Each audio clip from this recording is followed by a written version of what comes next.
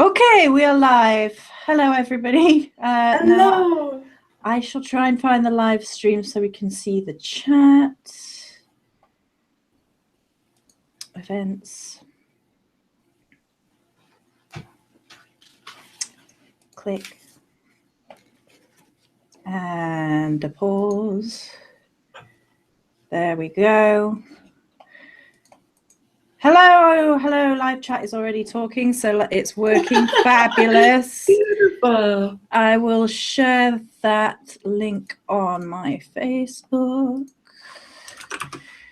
Don't mind me, guys. I'm just sharing everything so everybody can find me. Hello, everybody.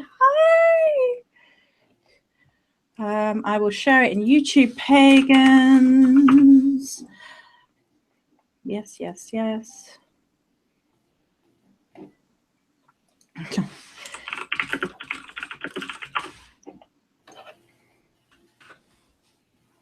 Okay.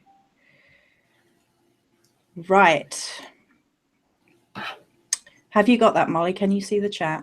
I have a window where I can see chat, but I don't see anything happening in it. So I don't know if, if there is just nothing happening or if it's just if I'm doing this incorrectly. Right. Well, I'll link you. If I link it to you on Facebook, yes. Is that okay? Yes. And then you should be able to see the chat because I can see it. Okay. So if I link that to you, so Molly can see the chat too.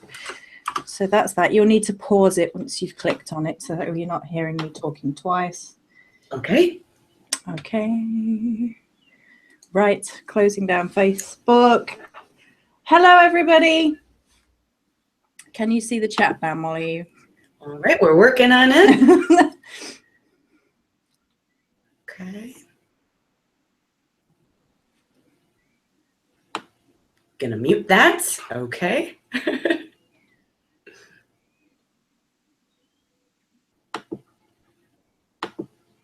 All right. Here we go. Okay.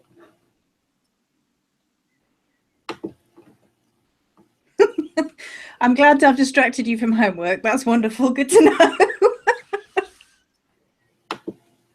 All right.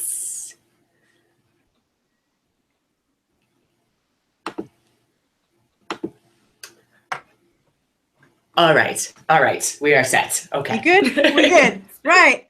Hi, everybody. Welcome back to Views with Verse, the bi-weekly sort of interview show, I guess, kind of, with me. And the guest that I have this week to talk all about deity is someone who needs no introduction.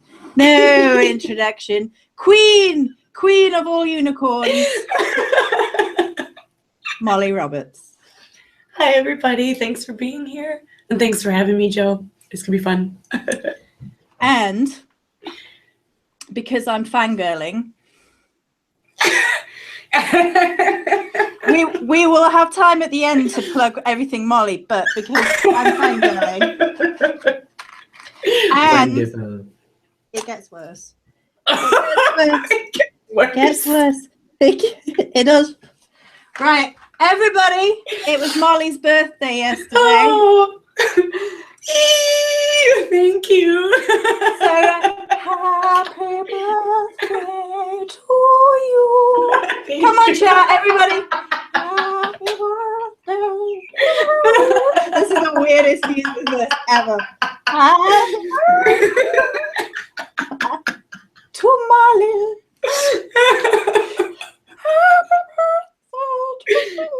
I'm doing stupid voices because Molly's a natural singer, so I like it. I liked it. Make a wish.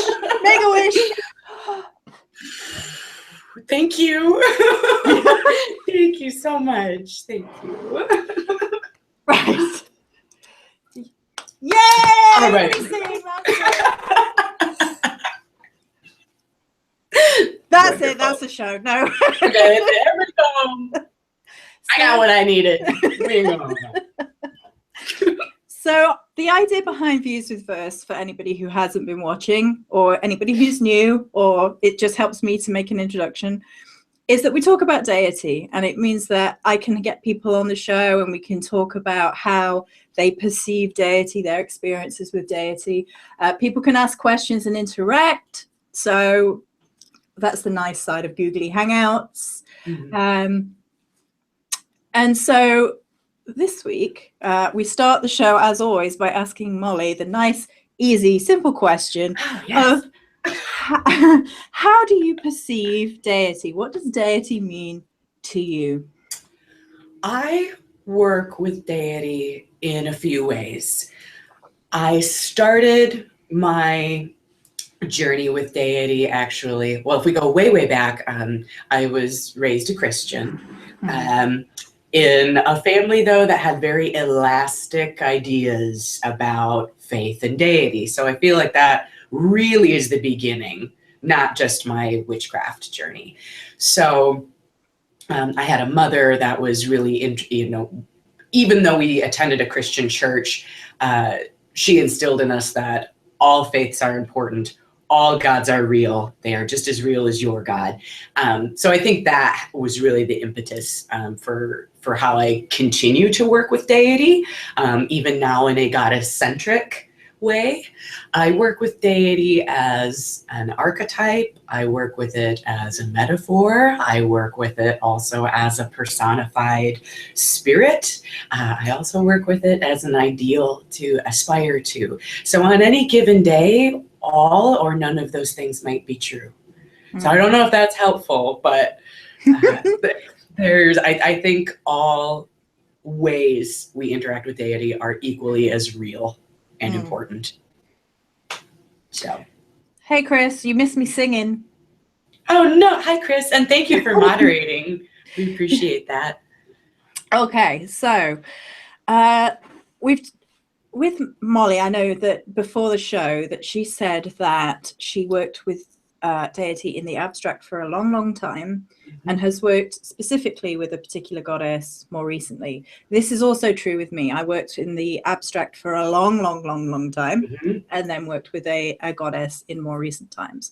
So how would you sort of advise somebody who was looking at first to work in a more abstract way and was maybe worried that because they weren't working with a specific deity, that they weren't going to get as an enriching experience?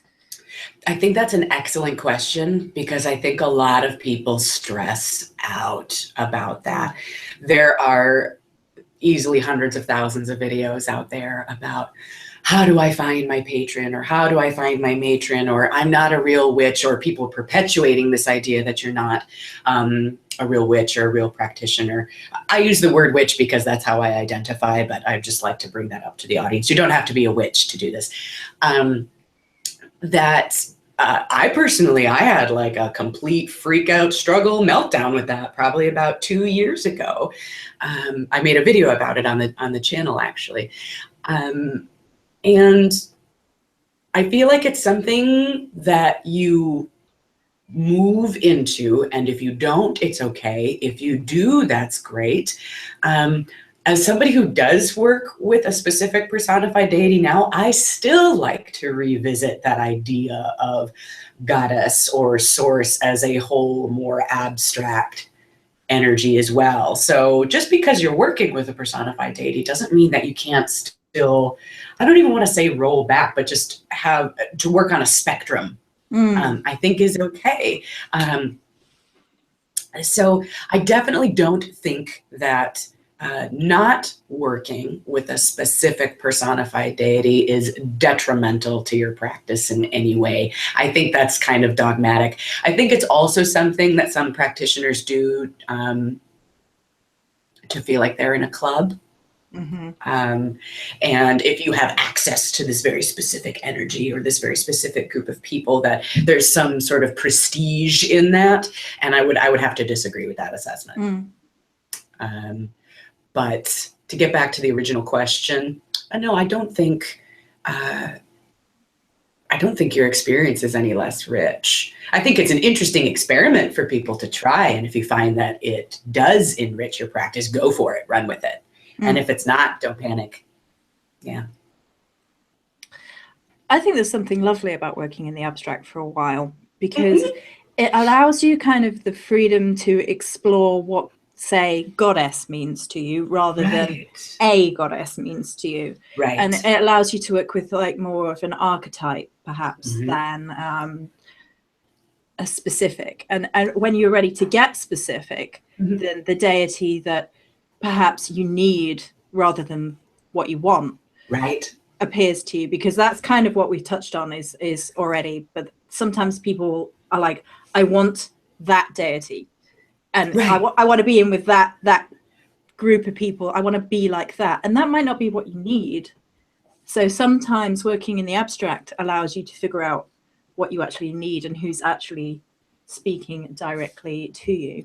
That's a great point. Absolutely. So I know that Molly has introduced to a lot of us this kind of pop culture witchcraft or spirituality, which is kind of like art centric, and it draws on I don't know if surrealism is the exact word, but it brings in all the sort of popular culture. I know you have these amazing candles, which is it Xena that you had on the warrior candle? Tank Girl is, I think, the one that I've shown to the group. Yeah.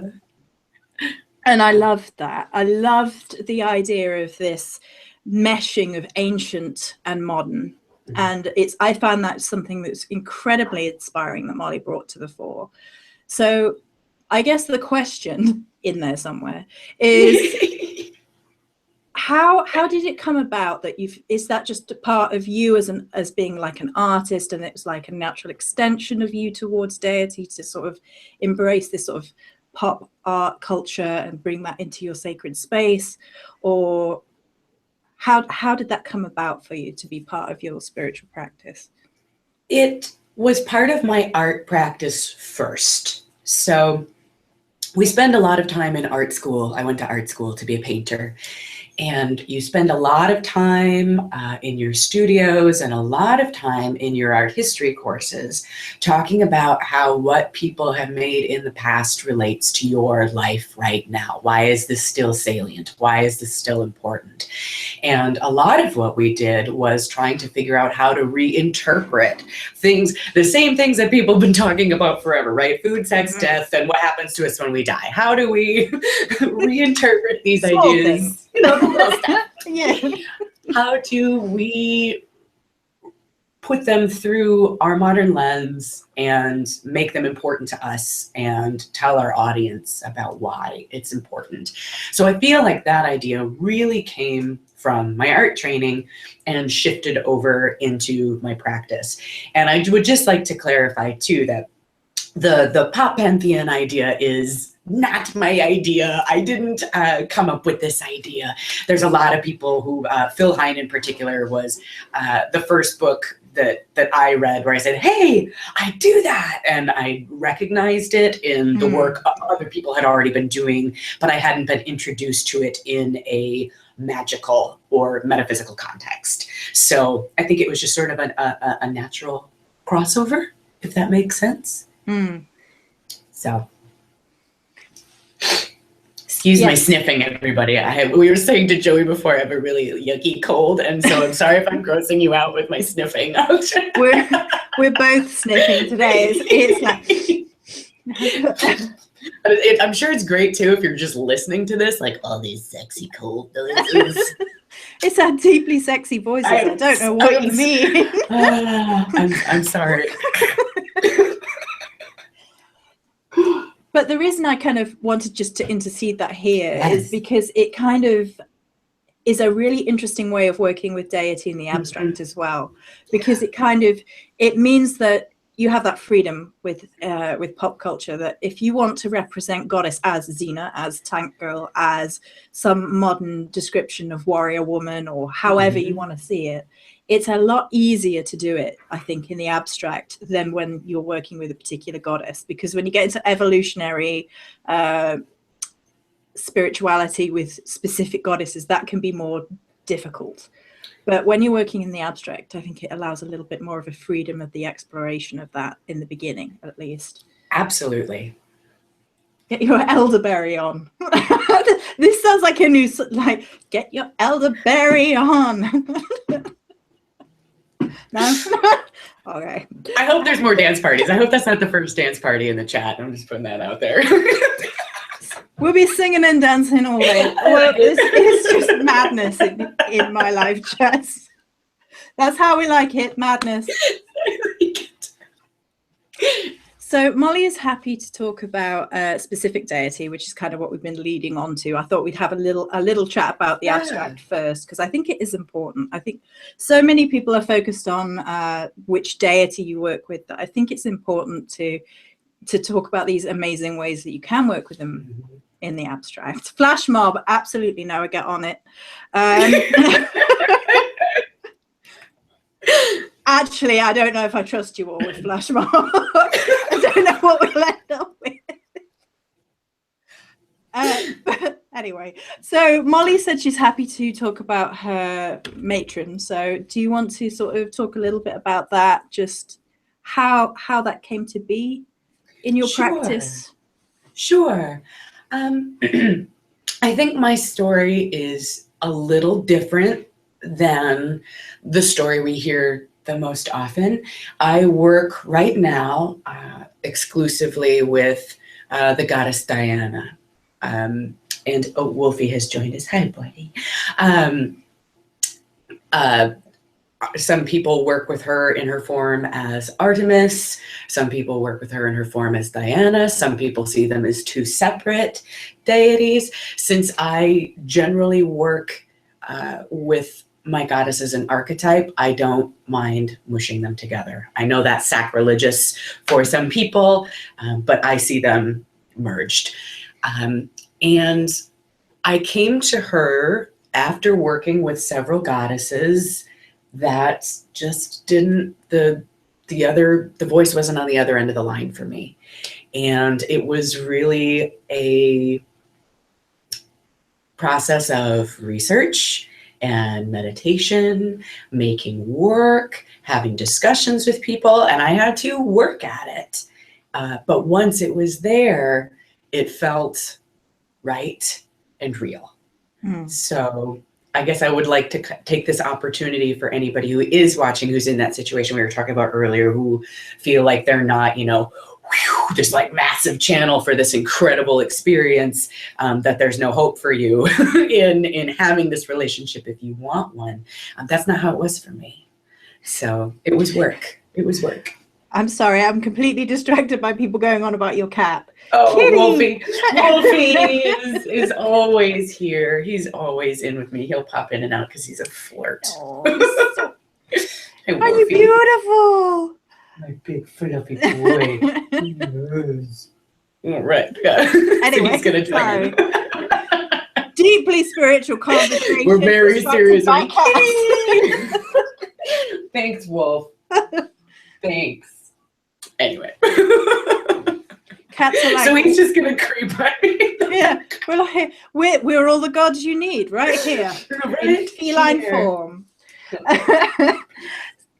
So I don't think you often hear many people talking about Diana or Artemis. I'm trying to think how many people I've heard about it, perhaps a little bit more in forums, but not so much on YouTube particularly. I have found that there is a real lack of resources on YouTube about this deity. So yeah, I would agree with that assessment. So how do you cope with that sort of lack of information? Because I know a lot of people use YouTube as a real resource for like hearing about people's personal experiences. So do you find that makes life more difficult? Does it make it easier because it's just, okay, there's nobody telling me this is what the experience is supposed to look like, so I don't have that comparison going on? Or Right. I would have to say it's a little bit of both. In the beginning, I was a little discouraged about how little information, especially on YouTube, there was. Because you can find, she is prevalent in art history, in literature. You can find a lot of parallels to her in popular culture. but not a lot of people speaking about their own personal experiences, which I thought was bizarre. So in the beginning, that was a little tough. I felt like the well was a bit dry, but at the same time, it really forced me to dig deep and rely on my own experiences, which I think is an important part of taking a journey with personified deity, is not being interested and part of the conversation about your deity, but not taking other people's experiences as your own, and falling into the comparison trap that if you're not having these types of experiences, that you're missing the boat, you're missing the point, and you're doing it wrong. So I would have to say a little bit of both, definitely. But I do think it's odd. So. Oh my God, Joanna DeVoe's in my chat. Squeedy! Hi, Joanna. Hello. Take a little sip of water. So, how do you feel that Diana has kind of evolved? So we were talking a little bit about like this sort of evolutionary perspective about gods and goddesses, because a lot of people are like, well, this is what she means in the myth, but what does that mean in like a modern sense to you? So how does she apply on a modern basis for you? Oh, wonderful. This is a great question. So I think reading the myths is integral to understanding your deity, where they came from. Not necessarily the way they are going to directly apply to your life now, but I think understanding the root of where they come from is important. And it is interesting that I use doesn't feel right. I work with her in a way that is deeply empowering to me, but came from a culture that really did not appreciate women. Misogyny was rampant, and you see a lot of that in the myth. So I think we need to take that kernel with us when we analyze myth. But in a modern way, if we look at her, she's the huntress. But she is also the goddess of the moon. She is a goddess of women's issues, which is quite pertinent. Always has been, but at the moment, in the climate we're in right now, feels really raw and real for a lot of us. But she is this figure that is bright and dangerous, and she is also an illuminator, and she is wild, and with her associations with the moon, she is talking about aspects of the divine feminine and the subconscious and our dream life. And I work with her for focus, for bravery, trusting our instincts, which I think is important. And the idea, she is a virgin huntress. So you're like, why would you as a married woman work with a virgin guy? I think there's a lot of people really struggle with the idea of virgin. And I know that's something that you've talked about on your channel previously, but this idea of being whole and holy unto one's self. I think all of those ideas are still deeply important to modern people. So, I think that's my piece on that. Has anybody got any questions about Diana at this point before I plow ahead with my questions, just to make sure that if there's anything anybody wants to ask Molly at this point about Diana before we move on to what I was going to talk about? Do you ever associate Diana with Artemis at all in your personal practice? Do you view them as separate in a way? Curious to know, which is from Velania. Am I pronouncing it wrongly? I probably am. You have to bear with me. I'm full of head cold. I'm not good at pronouncing things at the best of times, and I'm like, I think that's a great question. I see them because my focus isn't so much on the name of my goddess, which there are lots of them if you go in and do a little bit of research, especially in her roots as Artemis. She has gobs of titles that tie her to all sorts of things: the land, the light, the hunt, all sorts of titles. So I do, because her Romanized version is Diana. I use the name Diana in my practice because that's how I found her again.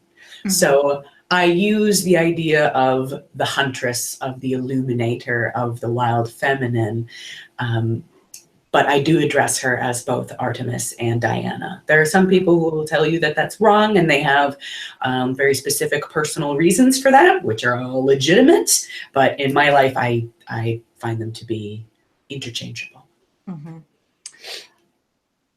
Okay, so there's a point here about the virgin goddess part. I will say that virgin initially meant unmarried, as Molly has said, but mm-hmm. I don't know if everyone is, fully aware that what we modern mean as virgin, which mm-hmm. is sexually untouched, is not what they meant by virgin. So correct. Virgin back then was unmarried, not necessarily sexually inactive.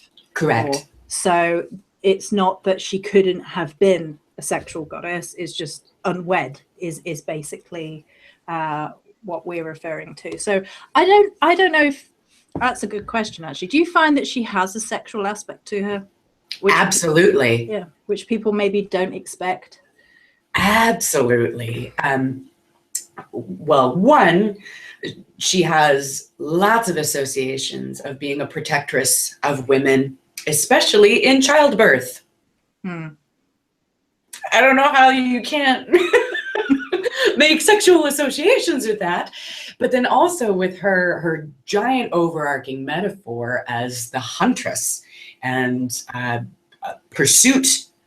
And there are also there are myths about her have the sexual tension of competition with other hunters, and that she did have lovers but was never married, as you had mentioned before, in that way. But absolutely, and I think that part of her association with our wildness and the wick of us, I think, is inseparable from our divine, totally natural, incredibly juicy sexual nature.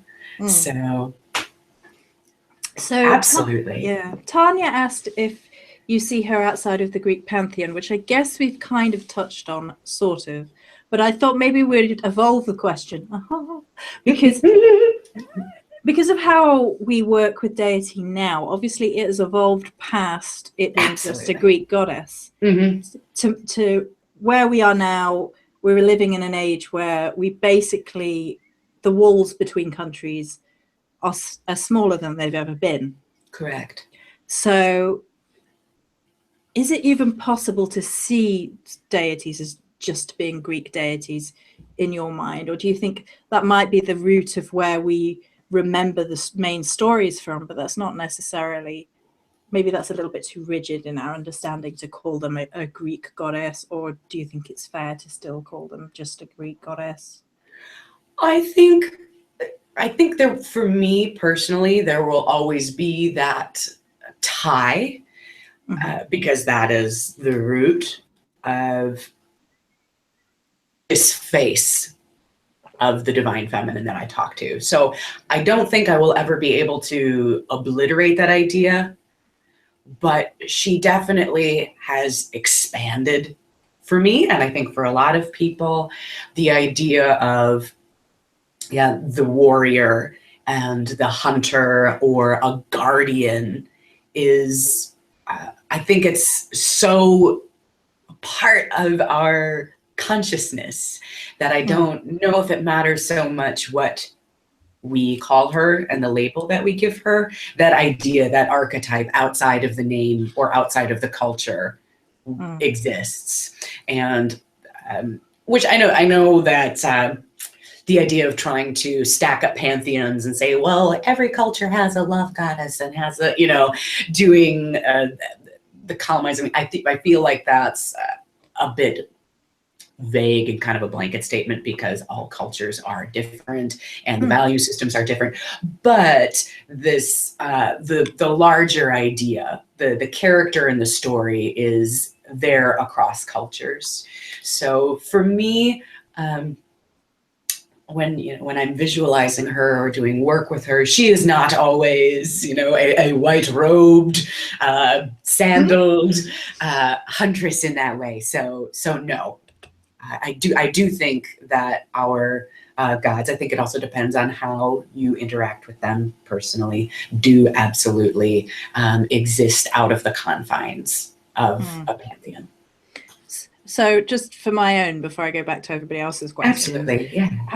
What's the strangest way that she's appeared to you in a modern context? Because you've just talked about her not being like white-robed or whatever. So perhaps what's the most off-the-wall way that she's presented herself to you? If you don't mind sharing that. This is such a goofy story. But most recently, so you guys, or any of you who've seen the channel, will know that this is new digs for me. And the Muffin and I had decided that we were ready to move into our first home. And we were really struggling with trying to do it on our own. And so when we spoke to a realtor, the realtor that came to us, we said, we're hunting for the perfect home. We need some help. And our realtor introduced herself to us, and her name is Diana. And she was going to help us hunt the perfect place for us to set up our new life. And I was like, you got to be shitting me.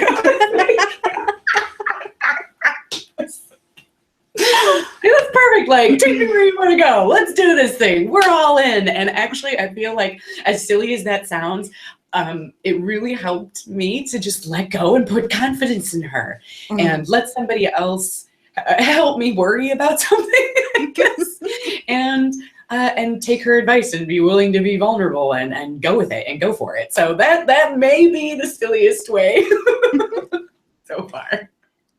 Okay, so Feathered Therian asked if Molly had ever come across Luxembourg when looking up information about Diana. I'm not sure. Can she talk a little bit about that? I'm not sure. Okay, so Feathered Therian, how do you mean Luxembourg? Yeah. I would also like to put out that I have been on this particular journey with my deity for about a year. So I am not an expert. I'm still deep in the study. I'm deep in the research. So any information that anybody has or wants to share with the group, that'd be fantastic. Well, Joanna asked if you have a thing for the Gospel of Aradia. I have read it. I think it's wonderful. It's been thoroughly debunked, but I love the poetry.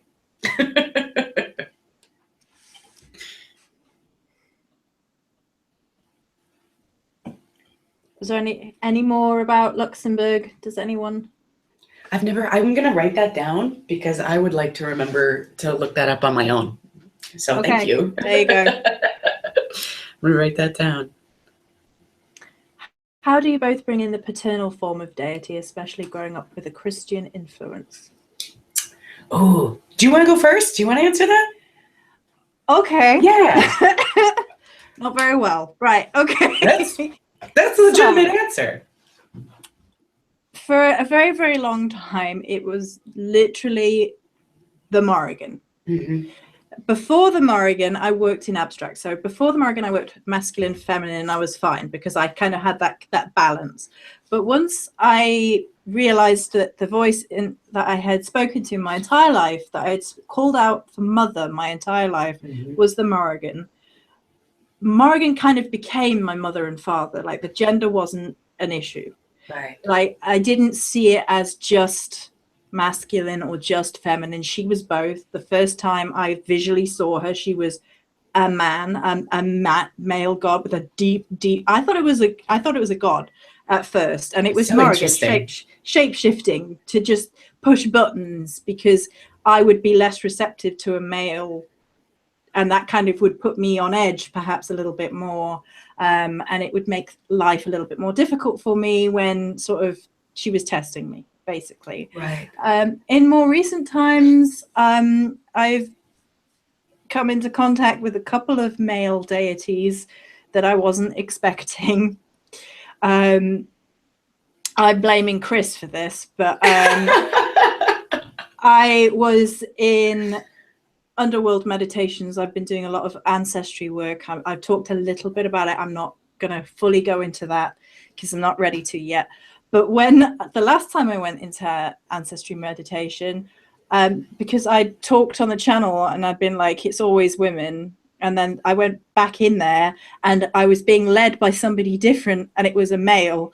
And in my head, I was like, yes, of course it is, because I went on the channel and said it's always women. So the next time I'm in there, it's a male. And you turn around and it's Odin. Oh, wow. And I was like, okay. Not expecting it whatsoever.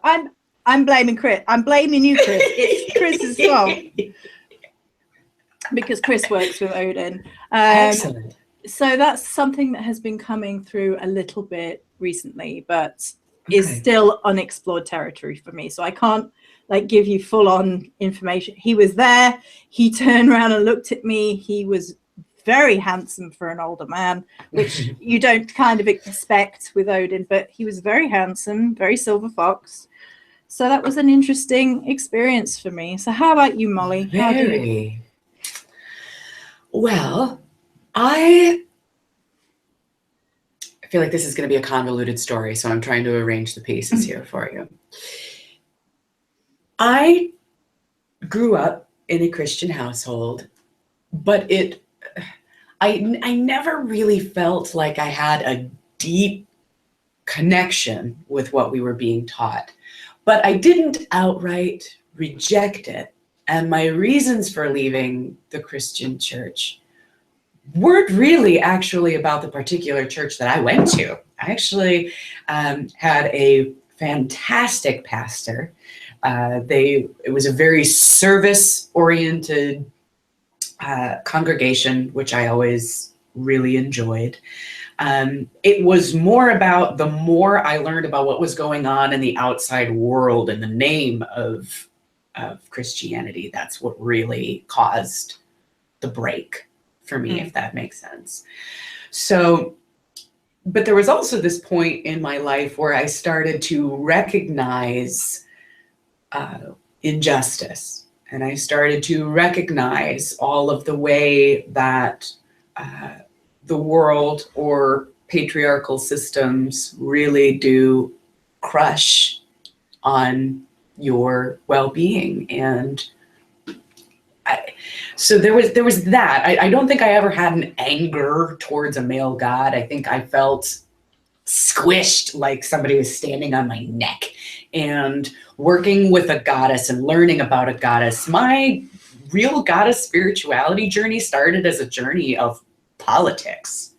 So I feel like that was really my introduction to that world. Goddess-centered spirituality was a political decision for me first, which I didn't know that at the time, but looking back now, I realize that as sort of a form of protest, and then I just happened to really flourish there.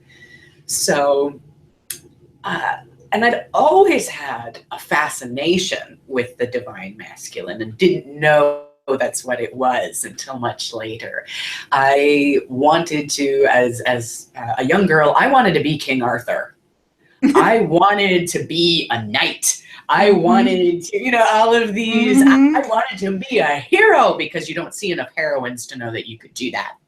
But I always was really drawn to these like powerful, passionate, masculine archetypes, which I think is also kind of interesting and ties into the sort of goddess I work with now, that she has a lot of traditionally masculine associations, but that's a whole other story. But I feel like I didn't, in my witchcraft practice, I don't feel like I was ready to bring in the divine masculine because I felt so oppressed and wounded by it. And I felt like my practice is this safe space where that shit doesn't have to hurt me anymore.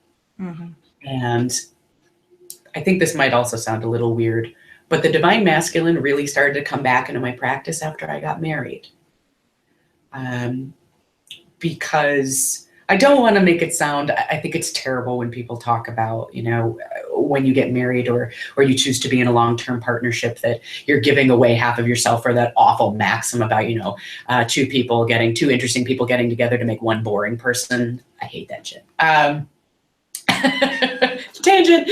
But I feel like being married really opened that door, and that I couldn't ignore the divine masculine anymore.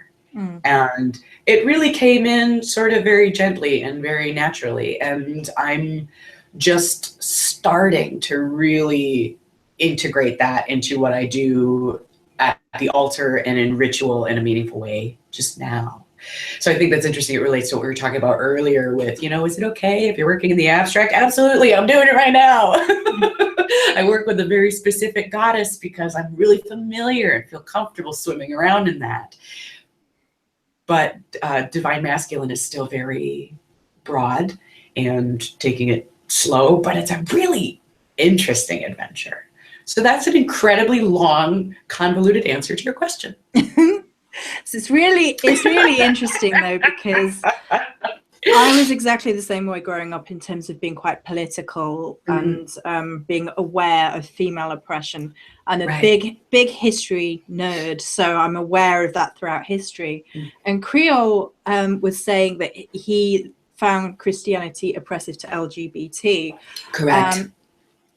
And this was something that, as a straight person, I noticed, and I wasn't brought up in Christianity, but Christianity was around. It was like taught in school and things. Right. And there was somebody in our class that was very Christian, and he was he wasn't hateful towards LGBT, but he would say it was wrong because the Bible said it was wrong, and it was unnatural. And I would have these long arguments, and I would be like, it's unnatural. It's in nature. Go look at pigeons. Pigeons have threesomes. Right. And I would get so angry at like this presentation of the divine masculine through people like that, who were aggressive to people who were LGBT, as far as I was concerned, even at that age, and that would have been about 13, and I was having these arguments with this guy, and I was like, love is love, and I'm sorry, but if your religion is going to tell me that certain kinds of relationship between two consenting adults is wrong and they love each other, but because your Bible says that's wrong, there's something wrong with that right there. That to me. And so when Creole mentioned that sort of reminded me of like the problems that I kind of had with the divine masculine from that, because I was very politically minded. I still kind of am. try not to overdo it in here, but yeah. I, especially like Molly said earlier, you know, we're in a time where LGBT and women and people who aren't old white rich men are all under attack right now because of what's going on in the world. And yeah, I honestly, I don't. Right. Okay. Let's backtrack. Not everybody who is Christian or who believes in the Bible is hateful. No. Not everybody who does all that. They don't always hate. They don't always discriminate. No. And to be fair, there are people in goddess paths who use that to hate on men, because there are people who. I think there are people in Dianic traditions who are anti-male. Which is part of the reason when I first discovered her, like way back in my baby witch time, I was like, no, I don't want to have anything to do with this, because that was the first interaction I had with it. And I was like, nope, stay away. So no, I am not a Dianic Wiccan. Mm-hmm. I am a witch who works with Diana. Yeah. I guess that's an interesting thing to. How on earth do you address that if people come to you and you're like, yes, me too, I hate men? How on earth on earth do you deal with that sort of that stigma that can get attached to goddesses in that kind of way? Because presumably you just have to go, well, no. Right? It should be that easy. That's a really interesting question. I've not been faced with that in my spiritual life because truthfully, I think this is one of the first times really that I'm publicly talking about this. But I definitely find it, in my musical life, saying that you're in a femme-fronted band or that you make riot girl music, the automatic assumption is that, well, you're a misandrist and you hate men and you're out to get people or out to crush people, or that being a feminist means that you're out to destroy men. And I think it's sort of absurd that there's always this, qualifying statement at the end, I'm a feminist, but I don't hate men, because that's not what being a feminist is. So I do think that's tough. Yeah. How do you broach the subject? I think it's just individual conversations that breaking down this sort of useless, outdated idea that caring about women or being appreciative of the divine feminine means that you're out to destroy anything else, I think is sort of unfair and short-sighted, but it's tough. I can't see what else you typed about the Luxembourg thing. The chat's gone too far. Okay. Molly said that she wasn't aware of anything to do with Luxembourg. Very interested to know, though. If you want to just recap now quickly, I can put it to Molly if you like. Yeah. It's because the chat flicks and I'm trying to keep up with everything. Yeah. So I'll give you a minute just to ask what you want to ask. Because we're approaching, it was about rituals they did with her at a castle there. Oh, I will absolutely look into it. Thanks for bringing it up. I'm gonna look into that. Chris, stop shouting at me. Go on, Chris. Your caps are on, my darling. Diana is so loving, I can't see how anyone would be excluded from her embrace. That's Creole. And just to clarify that too, for anybody who doesn't know, Dianic Wicca is a tradition. It's a particular coven. So being a witch who works with Diana does not make you a Dianic Wiccan. It is something that you are, and not that I don't have hate for Dianic Wiccans. It's like this is your flavor. Whatever you do, what you do between your goddess and your altar is none of my business. So, but there are some extreme writings out there about the types of people who can participate in ritual and in circle, and the idea of what being a woman means, which doesn't match up with what my definition of being a woman means. So okay, further theory, I was at a castle and found records of rituals for her around the 15th century and spent hours translating records in Luxembourg. Cool. So there you go. Very interesting. Thank you. So that's something for Molly to look into, I guess. Yes, I will. Thank you.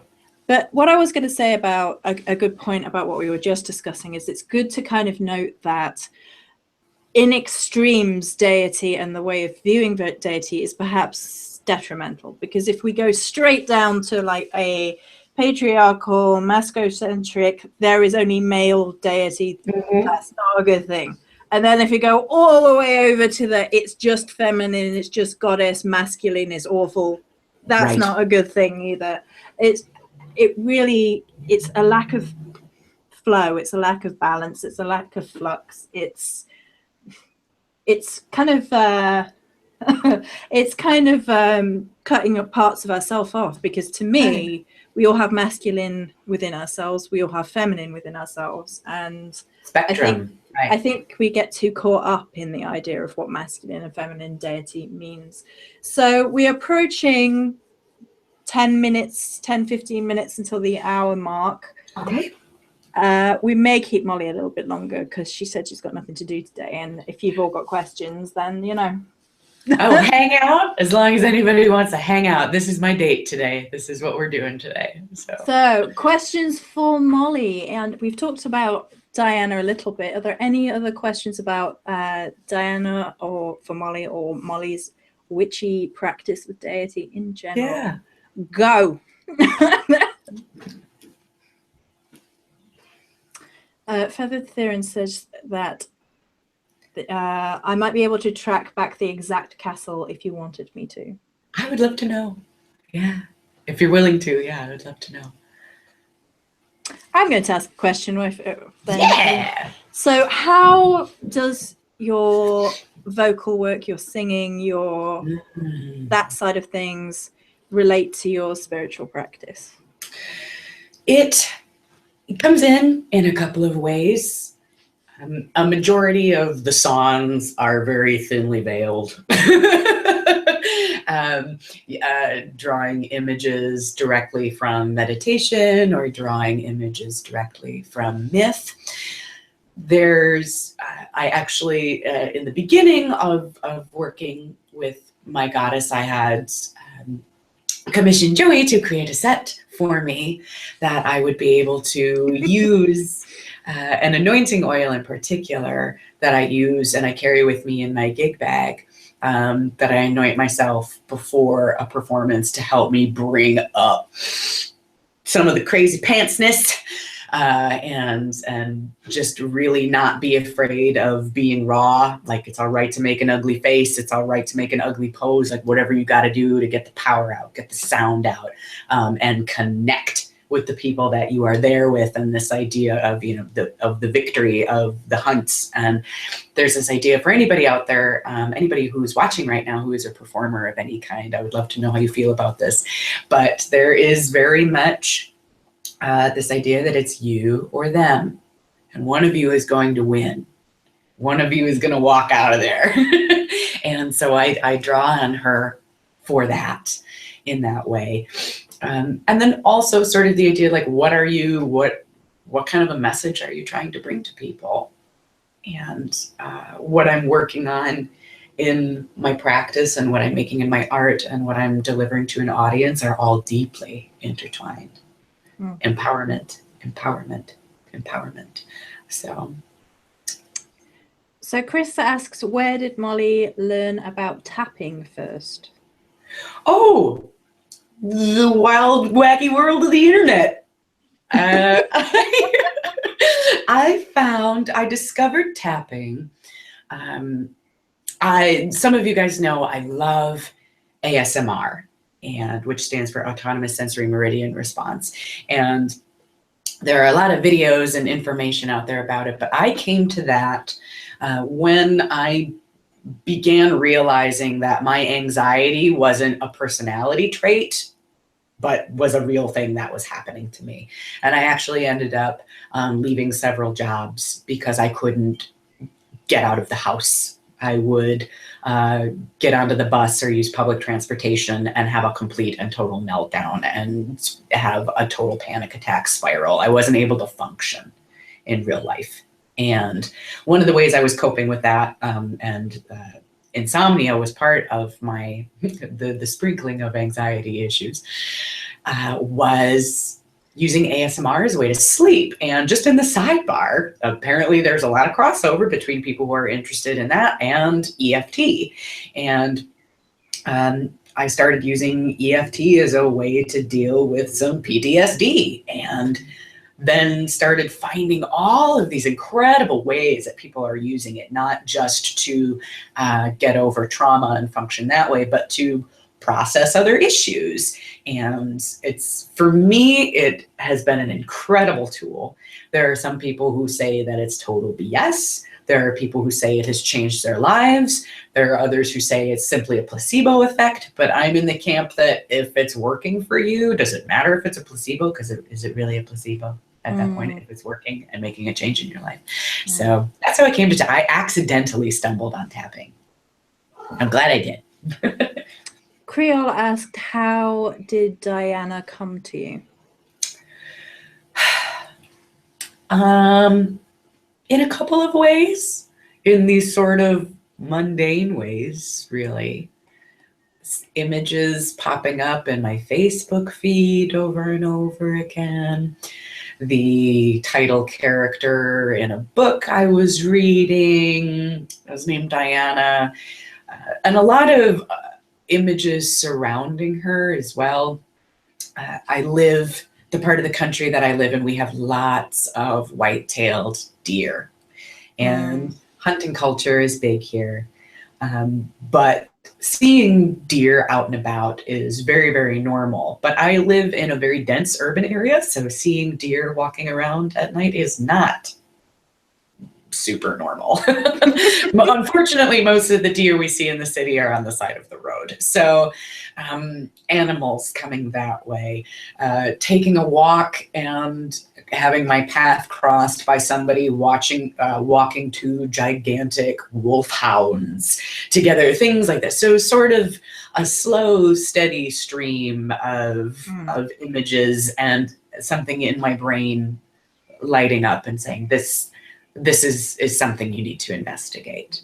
So do you think, I'm going to intersperse a question with that. Do you think that, I've noticed there are a lot of visuals come through. Do you think that perhaps you get a lot more visuals because of your sort of artistic side, or do you think it just is any and every way that they can get your attention that they're doing it? I think any and every way, but the way that I notice is visual.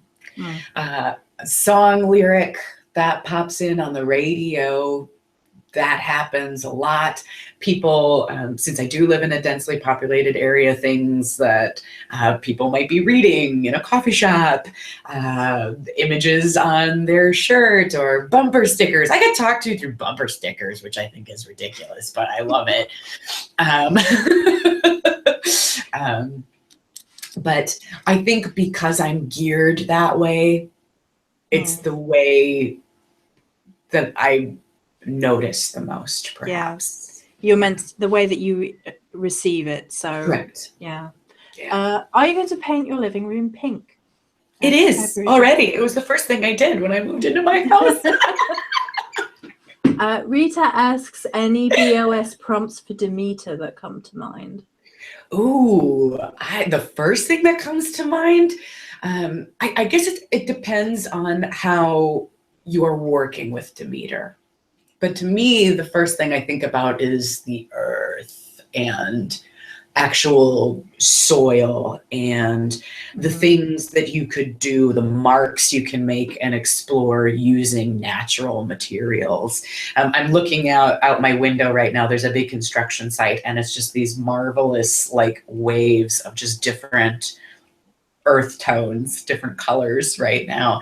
And all I can think about is like, I want to get in there with a stick and I want to draw things on it.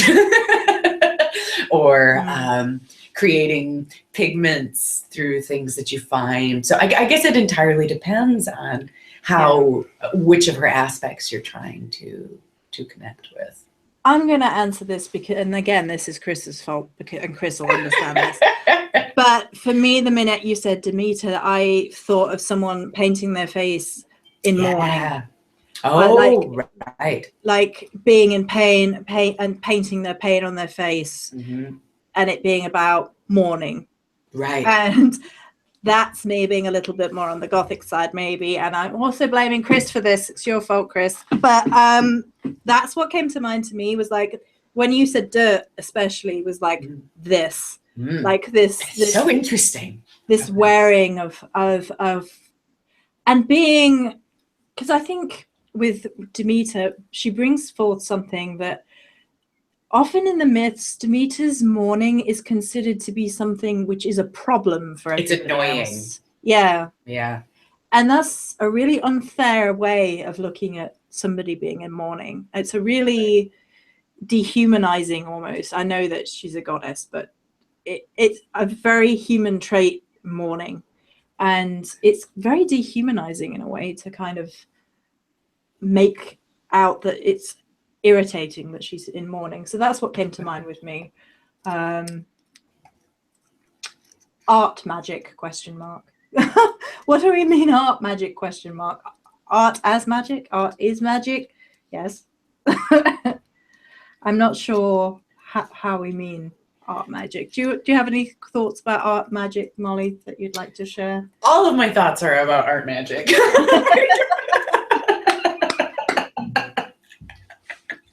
So now if they can elaborate on that, I'd love to get into that if they have something specific that they'd like us to speak on. Okay. Kitty says, how are you all smiles and sunshine all of the time? I'm not, babe. Your energy is so warm and full of whimsy. I appreciate that. This is something that I would really like to talk about. That I think it's something that we need to remember. I love being able to bring that to you. But I firmly believe that we talk about spectrums a lot. We're talking about that a lot today, that anybody who is capable of great joy is also capable of great sorrow in the opposite direction. So I've never tried to shy away or hide from the fact that I do struggle with depression. I do struggle with anxiety every day. And some days you win, and some days you have to rest. And part of my practice and my art and my music is part of that battle. So I'm really glad that I can bring that to you. And I would also like to say that anybody here who is also a creator and putting yourself out there, you're giving back to other people who need that as well.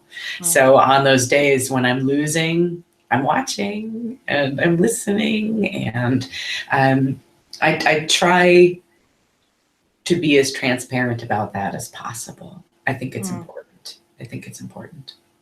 So it may interest you to know, on that note, to the audience, I released a blog post about this 2 or 3 days ago, and it's called Birthing Pains. And in it, I address the fact that I am not bouncy all the time. I'm perhaps more earthed in the way that I put myself across. I don't know. And it's something I struggle with as part of my path, that I want to be more bubbly and upbeat all the time. It's not that I don't have my moments, but I'm moreover down here with the goth side, let's face it, for the most part. But I think it's important to realize that we are all these things. Nobody is happy and upbeat and bubbly all the time. It doesn't happen. It just doesn't happen. No. And it's okay not to be all the time, and it's good to embrace that side of it yourself. So for me, I've gotten to the point where I will just sing on camera or say stupid stuff, because that's the part of me allowing myself to be silly, and that's important. And but I also talk about the rawness and the pain, and I have videos of me bawling my eyes out, because I think that's an important thing to show as well. So I just felt like the question was kind of wanting to be bubbly all the time. And I think you need to value the ups and the downs, because they're telling about who you are just as much as one another. You don't have to be stuck in perma smile mode.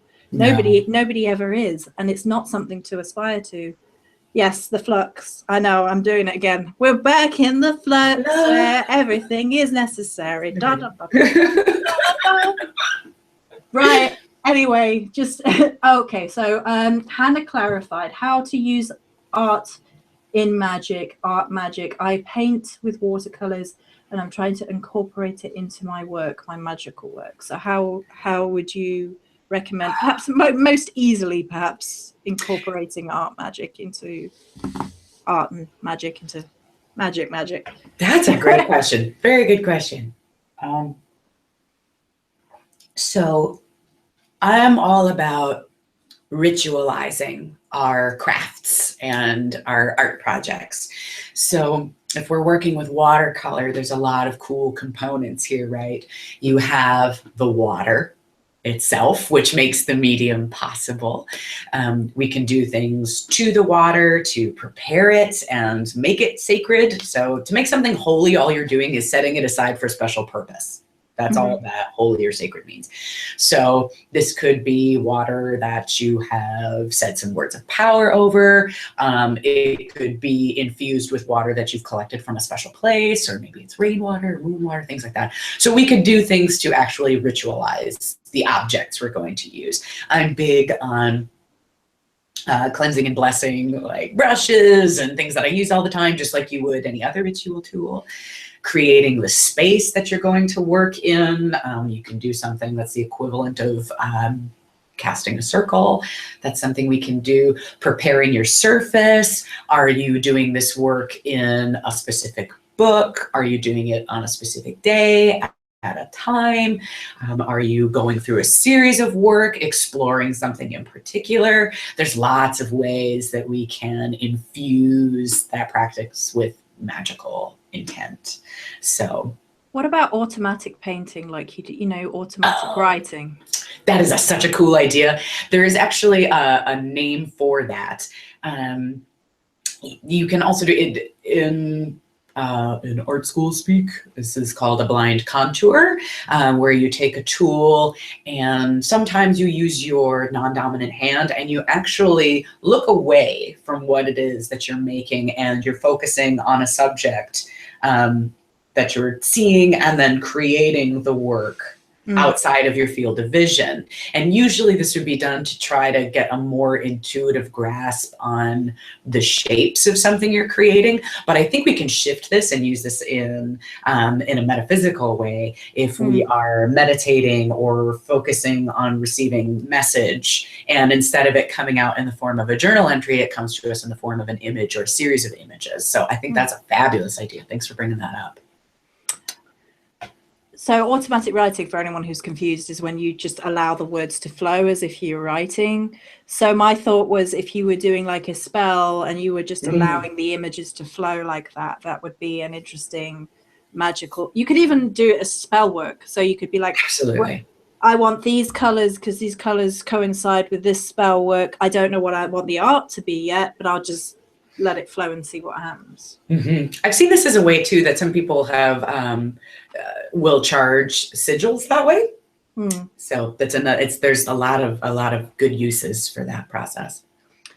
So Tanya asks, how much does dream working come into your practice? Have either of you experienced lucid dreaming?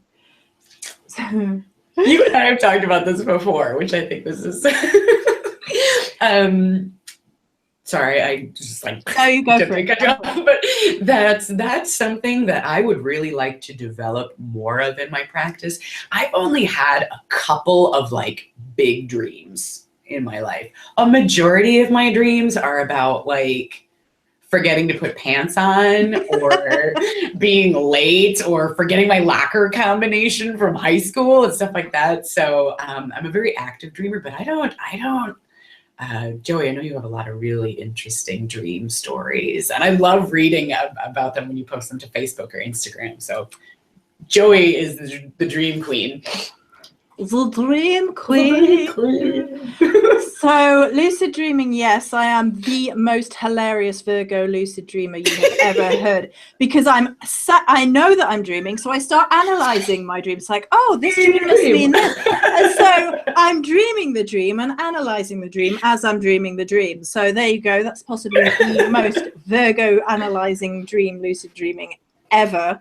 Great. I have always dreamt a lot and vividly, and they are from normal-ish to downright surreal. So yeah, I dream that I remember 4 or 5 times a night easily. And I think it's because I sleep lightly. So I dream and I wake up and then I remember, and I go back to sleep, and I dream and I wake up, and so I remember them all. Or sometimes I remember them flowing into each other because I've become very aware of it. I do journal them and make notes, especially when they're very, very important or vivid. Interestingly enough, though, dreaming is not something that came into my spiritual practice in terms of goddess work, deity work, like we're talking about here, until recently. Like, it's one of the last things that happened to me was Morrigan showing up in my dreams. I have woken up and like I'll be kind of in a different dream state. It's not dreaming. It's somewhere between waking and it's like an astral trip. It's a weird thing that's been happening to me. I've been dream walking lately. It's a new thing for me that I've been kind of like dream hopping, but I'm more awake. And it's not like dreaming. It's like, I don't know, traveling, I guess. And that's been happening to me recently. That's tiring. That's not restful. That's not restful whatsoever. And I can't really go into huge amounts of detail with that because it's a recent thing within like a month or two. It's only recently been happening to me. It's not something I've fully got a hold on yet. And to the point where I asked at one point, I'm like, am I supposed to be able to control this? And then I got a message back going, not yet, just experience it and I'm pretty sure that was Odin again, because it was a masculine voice, and that's the only masculine. It felt like it was him. It didn't feel like Morrigan, because Morrigan is very specific energy wise. You would recognize that, right? So yes, I dream a lot. I have a lot of very vivid dreams. I have a lot of very vivid nightmares. As long as I can remember, my nightmares usually involve tsunamis, huge waves of water, being drowned at the bottom of the ocean, that sort of thing. That sort of thing. So there you go. Very interesting. Jada asks, any ideas for the types of offerings I could bring to offer to Apollo? Any ideas? I thought oranges. That's good. Oranges was what came to mind to me immediately with him being solar. I was going to say, yeah, I'm thinking citrus offerings. I will be frank. I have never, I've investigated Apollo in relationship to my goddess, but I've never actually worked with Apollo. So usually what I'll do, I don't know if this is helpful or not, but when I am working on figuring out what I'm going to bring as an offering to my goddess, I will go into meditation specifically to ask. And it's not always going to be things. That's something else I'd like to bring up too. It's not always going to be stuff. What they want from you isn't always stuff. Sometimes it's time, or a message, or to go somewhere, or singing. Yes. So maybe that's helpful. I'm not sure. As a person who felt their performance talents have been squashed by low self-esteem and a crappy past, any ideas for warming back up again and using my gifts? What I'm going to tell you is use it as fuel. Use it as fuel. There have been plenty of times, and even, still now, actively, all the time, there are people trying to cut you down for whatever reason it is, whether they are threatened by what you're doing, or it's attacking some part of them and they don't know it, or they're just straight up jealous. That's a possibility too.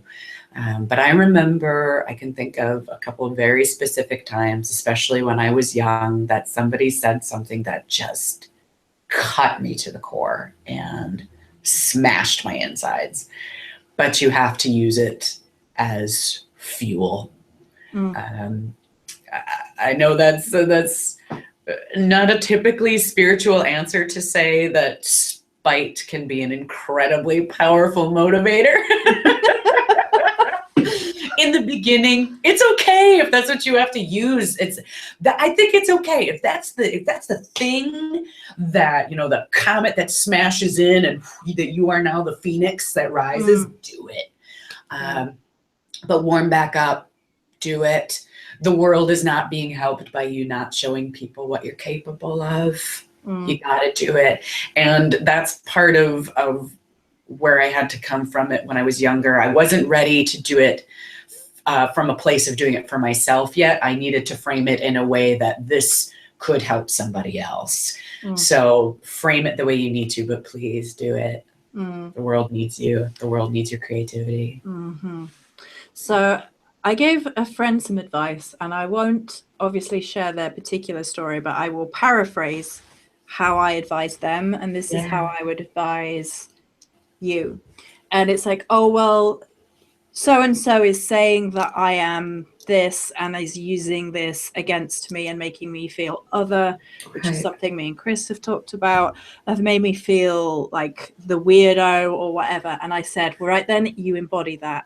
You take that, you wrestle that to the ground, you embody that, you work the fuck out of that. You are that. Yes. You are the baddest, weirdest, oddest, strangest you that you can be. And that is amazing. That is you to your core, to your element, who you want to be. And the road to not letting people tell you that you are less is long.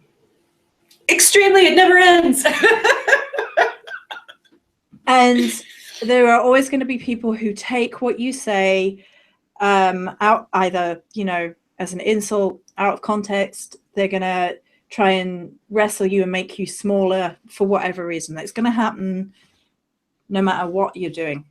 Absolutely. Because, and I think a lot of the time we try and grapple to understand these things, like why are people coming at me? Why? And ultimately, the best thing you can start to realize is you have to get on board with being okay with you, because if you're okay with you, no one can bring that shit to your party, because only if you think that there is some truth to that, if you're believing it, is it gonna like crush you under the heel. Because once you get to the point you're going, yeah, no, I'm not a bad person. No, I'm not this. No, I'm not that. And you stop allowing it to tear you down. Now, I'm not going to be one of those people that says you shouldn't react, because I think that's not fair. I think that sort of puts like the blame solely in your court and not in the people being mean or whatever it is. Correct. I don't believe in that whatsoever. But I do believe in positively reinforcing yourself until you get to the point, and it is a process of slowly learning not to internalize the poison that other people bring to you. Right. And it is difficult. So there's if anybody's familiar with Seth Godin out there, he's like an incredible marketing guy. He wrote a book, The Purple Cow, which is very interesting. And how this relates to our spiritual discussion right now is he talks about how afraid we are of criticism. And I think this is very interesting. If you are doing something interesting, it's remarkable. And when something is remarkable, means something that is worth saying something about. So if people are saying great things about your work, or they're criticizing your work, either way, it is remarkable. So if people are talking or offering feedback to what you're doing, whether it's positive or negative, it's all good, because it means that you're doing something that touched somebody, and that's the point. So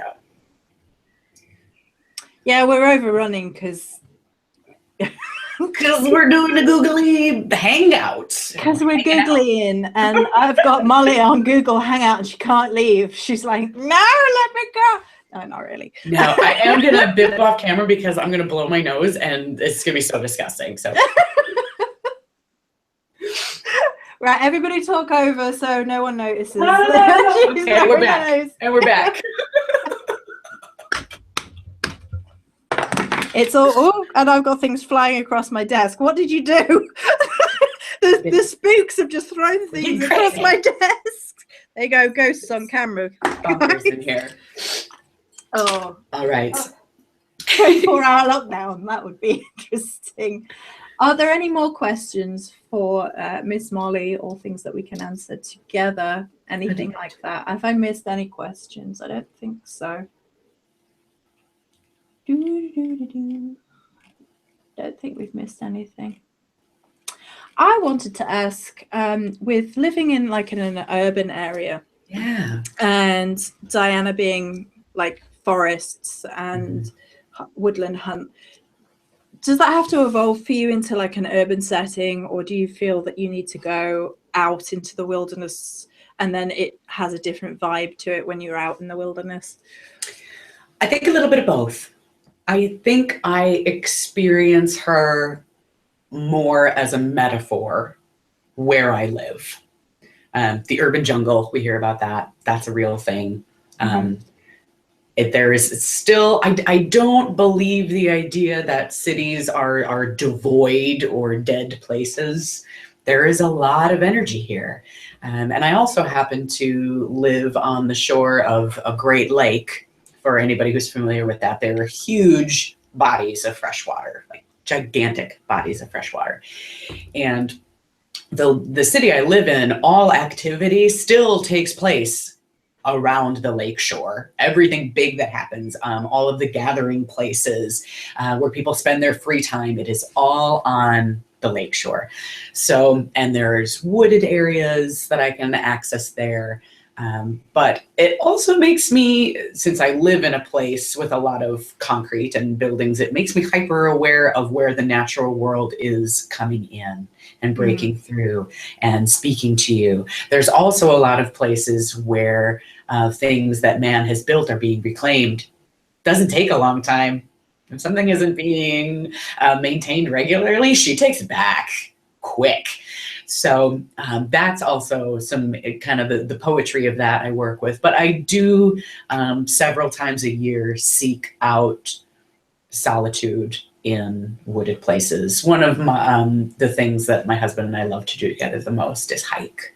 And so we make an effort to go out and go to places where people aren't and experience nature and tree bathe and do that.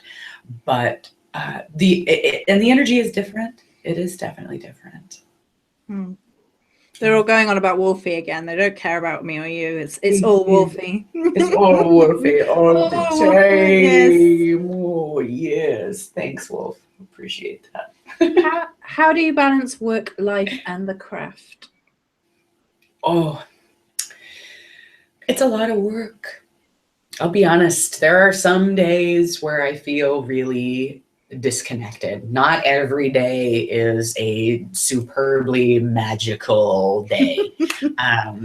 Like gig days are hard, which is part of the reason I wanted to try to figure out ways to incorporate more of my spiritual life into that, because just the running around and all the things that need to happen and all the people you need to talk to and all the things you need to pack up and then what are you going to do on, and there can be days and days and days of that. Where you're just like, holy crap, it's been 2 days and I really need a shower and I need to eat something. So no, I haven't visited my prayer beads. So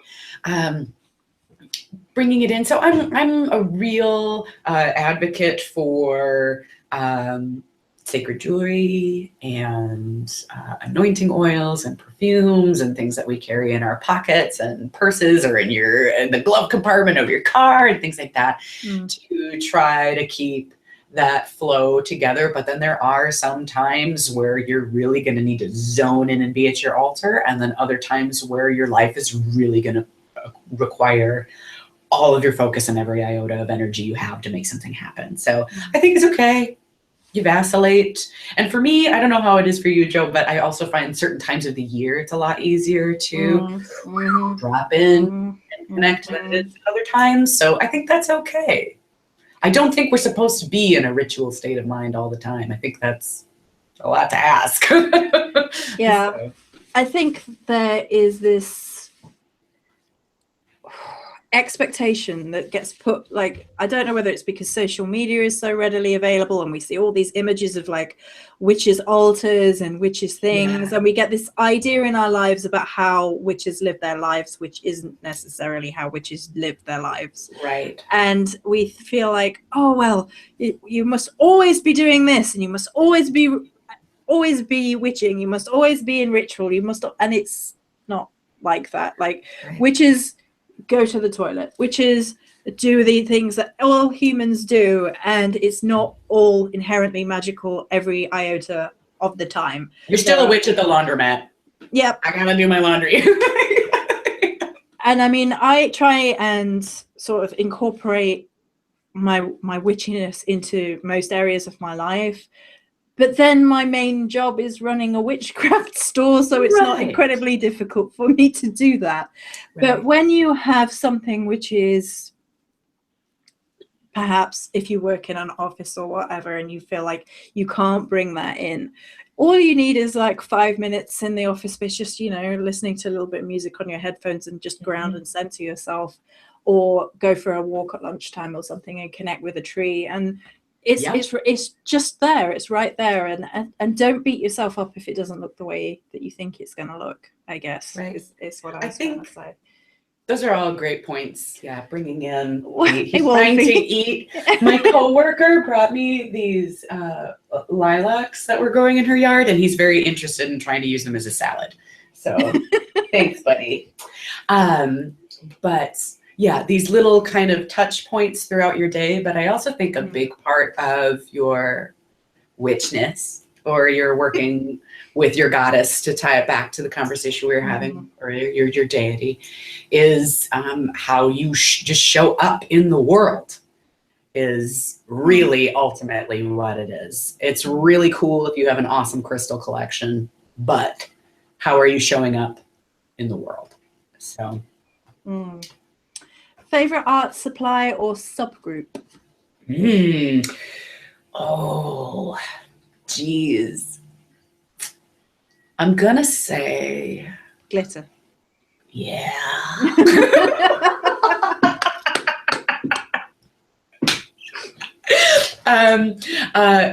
It's portable. It's inexpensive, isn't it? I do love glitter. So on that and subgroup for that, I love to use glittery nail polishes in my grimoire because they're not chunky.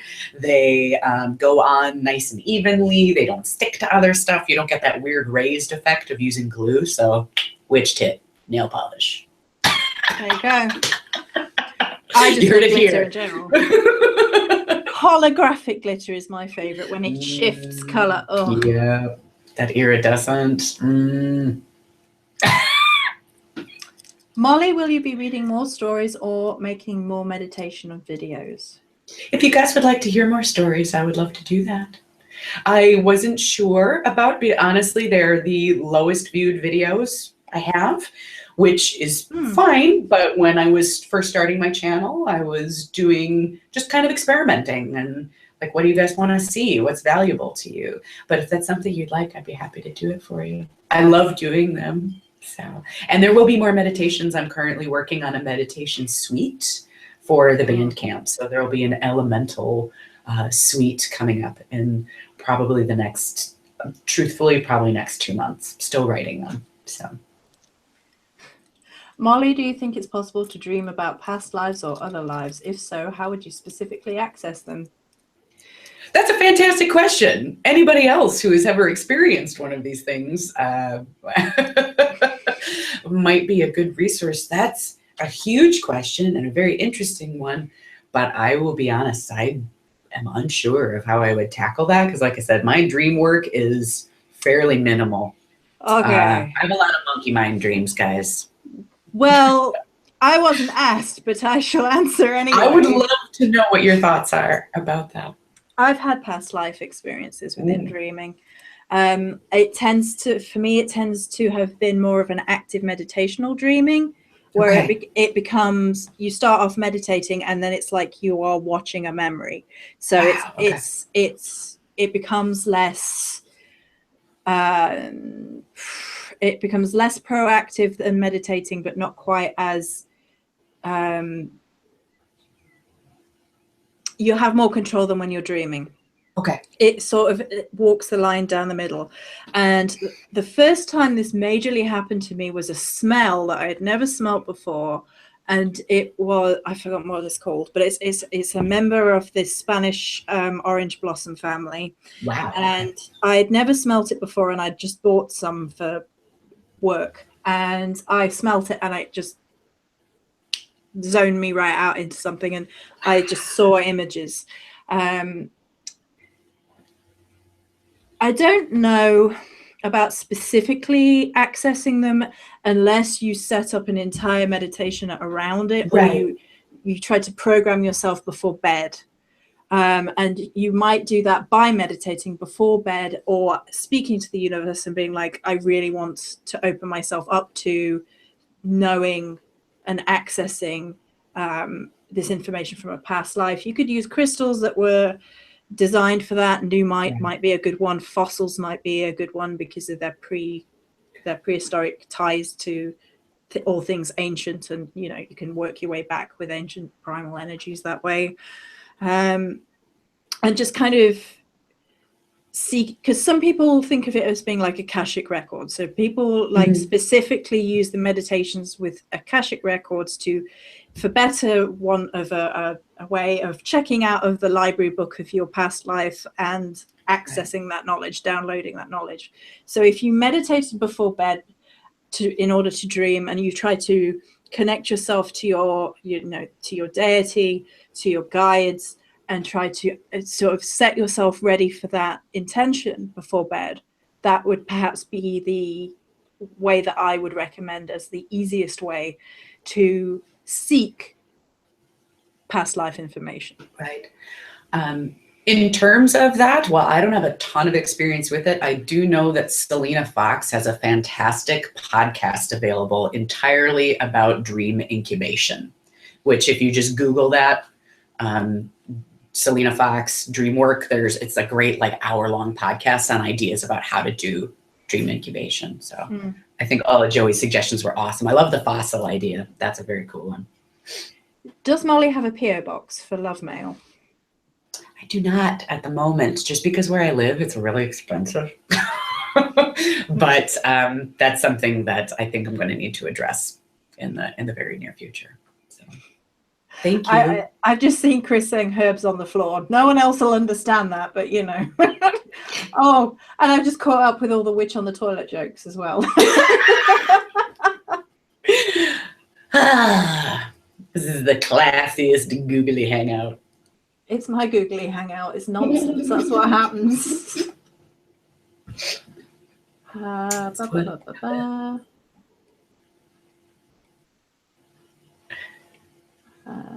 They're all loving our hair. Molly's hair. Thanks, guys. Gorgeous. Thanks, guys. Get them cowbells. I agree. Needs more cowbell.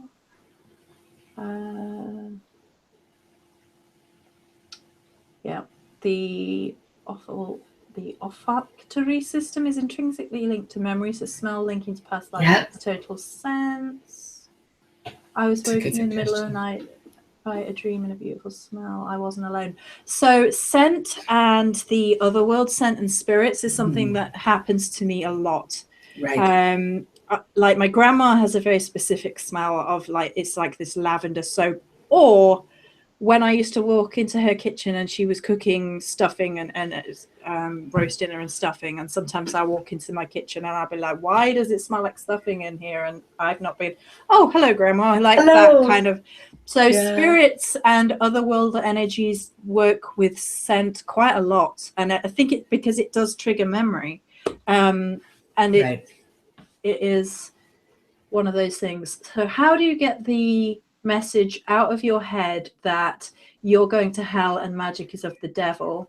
It's messing with my ability to connect with deity. And how do you start working in the abstract, Molly? Okay, well, we kind of talked about working in the abstract right at the beginning of the video. But how do you get away from the idea that you're going to hell? I assume because you said at the beginning that your upbringing wasn't particularly like that. Fire and brimstone kind of. That's a really great question. Thanks for bringing that up. Whew. Okay, so that's a lot to unpack, but let's try. So for me, no, I didn't grow up in that fire and brimstone, but it was definitely there. And I do still have relatives that try to make sure that I know that. So I understand where you're coming from. I can empathize with that. For me, a step that we didn't really talk about too much, but I think is worth mentioning is there is, I feel like, a step between leaving the religious environment of your upbringing and being like, I'm a pantheist pagan now, is at some point I needed to reconcile that, yes, I do believe in a source. I do believe in a source. And that any way I am acknowledging that source and showing gratitude is good enough. It's a big step, but it's a necessary step that I feel like people don't address when they're talking about their journey of leaving organized religion to move to somewhere else, because there are still times where some weird little voice floats in and is like, what you're doing is fucking crazy, right? It pops in, it does. I'm not gonna lie, it does. But coming to that place, even probably before you decide that you wanna practice magic or get involved with a personified deity, is sort of get right and get comfortable with your idea of the big enchilada. That might be a way. I hope that's helpful. It sounds really vague, but it is. That's the point, is that it's that this experiencing deity or experiencing a harmony that is a more overarching idea before you decide to go in and zone in on something particular. I would try and maybe think about it in natural terms as well. Yeah. This may help, because when you look at the kingdom of nature, when you look at animals and animals eating one another, you don't necessarily put their evil label on it. Yes. It's just nature and how nature has evolved. And a lot of what we do as witches, not everything and not everybody, obviously, but a lot of it goes back to the natural world. We see deity within nature. And if we see deity within nature and we're not putting those value judgments on nature, then why are we putting value judgments on our connection to nature? So that might help. Excellent point. Creole asked if you read tarot and if you have a favorite deck, and if I have a favorite deck. I do. I read tarot for myself as part of ritual, and the deck that I work with almost exclusively is the Tarot Illuminati, is my personal favorite. So again, I only work with it for myself, really. I have two that I work with. I work with the Wild Unknown, which is a purely animal-based deck because I don't care for humanoids very much. But the one exception to this is the second deck that I work with, which is the Mary L. The Mary L is phenomenal. It's beautiful. It's something else.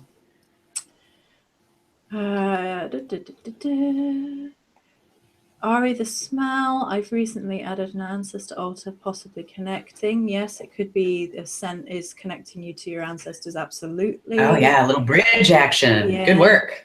Yeah. And if I think if you were trying to recreate the smell or a connecting smell between you and an ancestor, that may help you connect to their energies. Yeah, I think that could.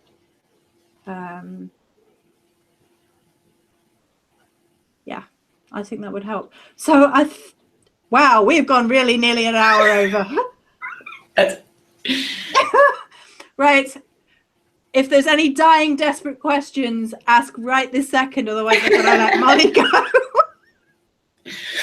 I'm having fun with you guys. Thanks for participating and all of your great questions. Thank you for staying for nearly an hour longer than you yeah.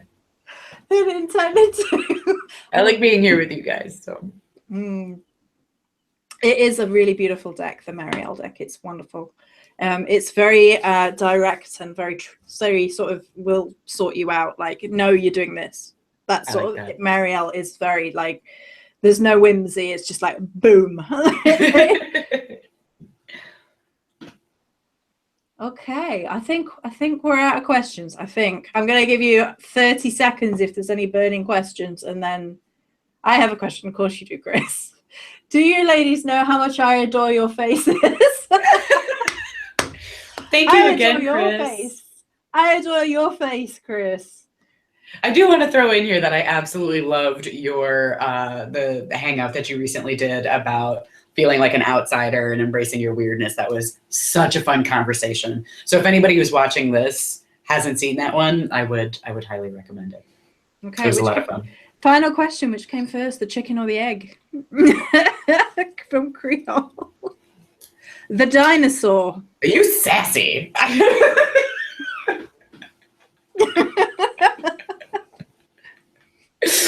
Am I going to answer this question? Yeah.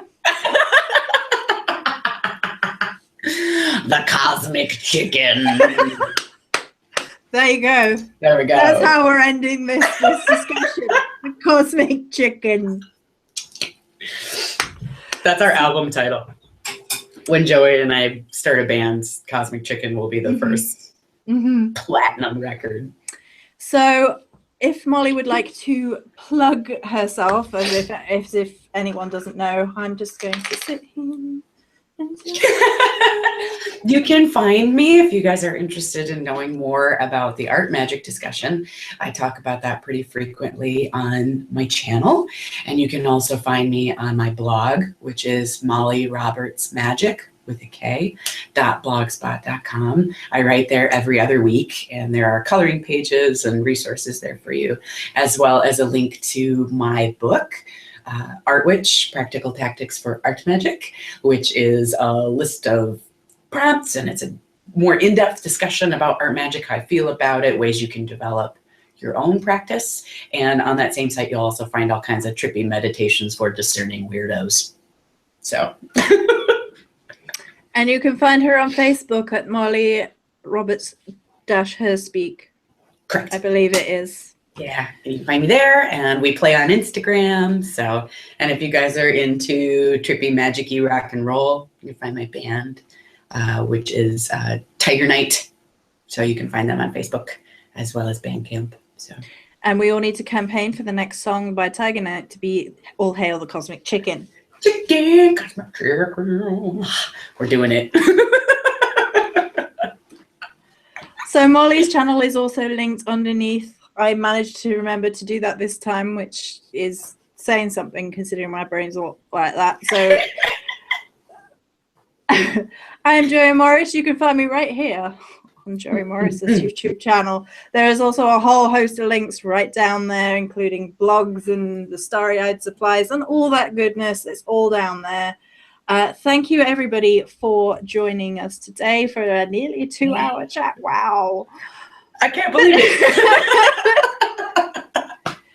We are going to be back next week because I usually do it every 2 weeks, but next week we have the incredible Miss Laura Daligan.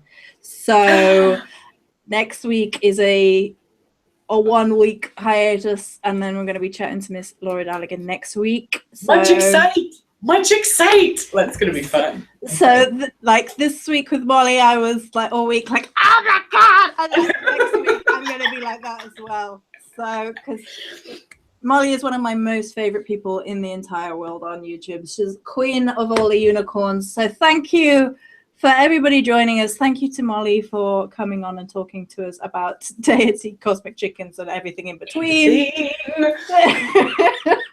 Thank Thank you. Thank you for having me.